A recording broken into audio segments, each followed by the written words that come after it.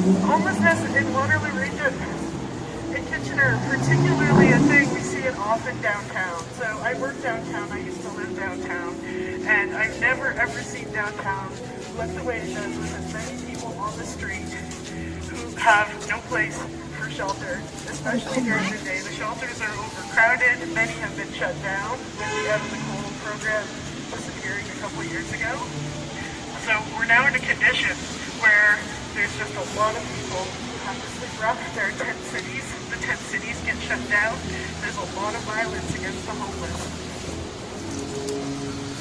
Homelessness can affect anyone, but it's particularly hard for people who are already marginalized, people who face disabilities, people of color, Indigenous people, people who have mental health issues, anything that prevents someone from working.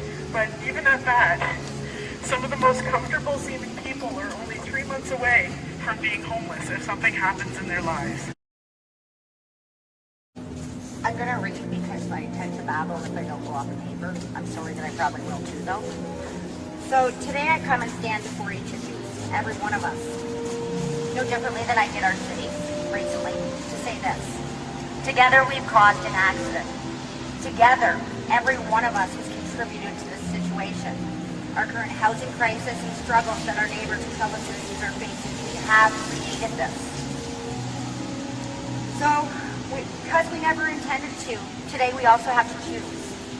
Are we going to unite in solidarity for its resolve? Do we recognize that at the end of the day, it could be each and every one of us, that we're no different than each other at our base because we are nothing more than humans, just souls. I'm here today not to suggest that I know in any way what to do about any of this.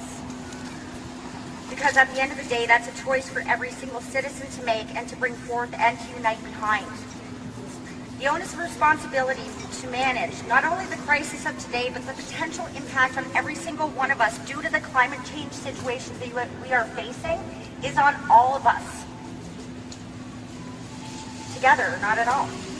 And at the end of the day, every time we choose to break up a family like Nadine's, because it was a family, even though it wasn't related by blood, is a day that we continue to decide that we are accepting this immoral decision.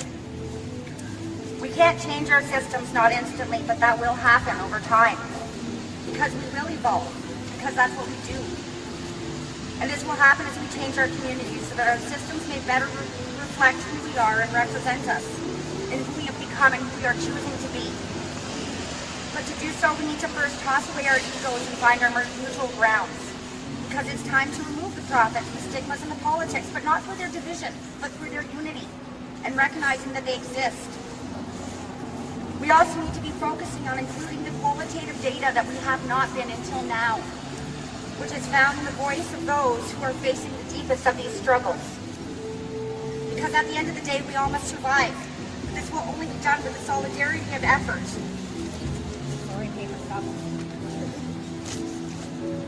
Through solidarity of effort will we find the solutions that we desire, because we have adjusted the view on our lens of what our utopia will look like. And we have decided that it will be one that everyone is welcome to be in, and where they can stay warm. They can not only have shelter from the weather, but we also need to allow these individuals to have a place to call home. We need to decide not only to take a course of action towards another life and world, one that we can build, but we also do need to decide to do it now. Because this is the time to end it. If we're going to do this, we're going to need to move forward, and we need to accept that this is not only in our backyard now, because it does exist, but we need to stop hiding from the imperfection of these situations. We need to decide instead to say that yes, this is my backyard, and I am willing to welcome those who I have been until now wrong to leave behind, because I now see that these people are nothing more than just souls and humans like me. I didn't have a way that I had figured out to end what I wrote, because this was last minute. But at the end of the day, I'm here to say that it's time that we turn to the agencies in this community and we give them our support and we thank them for the strong base that they have been offering in this crisis. It's time that we recognize each of our own privilege in the fact that we all have a place to go home tonight, and we're all wearing coats and boots and have umbrellas that are keeping us warm. And it's time that we unite and we work together, basically, just to make sure that this is going to happen and that we can make this work. I've got nothing else. Good guys, thanks for coming out. Her store as a clubhouse for vagrants. We've heard of Orwellian language. I'd say this is Chaplinesque language. I don't know how many people use the term vagrants to describe human beings. I think that's an awful term.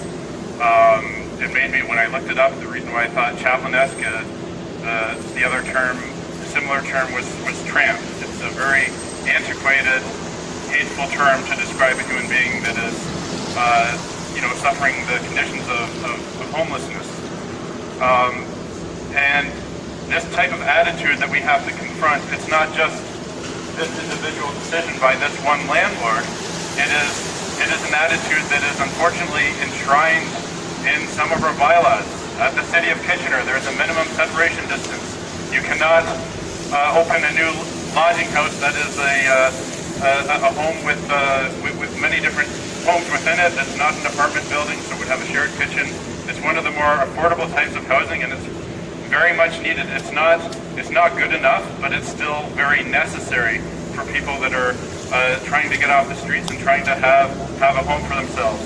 And this idea that we need to limit over-concentration of poor people by limiting the few options that they do have, that is not something we can do. That is discriminatory. It has been called discriminatory by the Ontario Human Rights Commission in their report, A Room for Everyone, and it's a starting point. I initially, when I was thinking of what to say, I had some things jotted down about how we need to be creative and innovative, and I think we do have to find creative and innovative solutions, but I think sometimes using that language lets people off the hook, because a lot of what we need to do is really to just stop stigmatizing, stop discriminating against poor people with these types of rules that treat poor people as a problem themselves instead of poverty itself.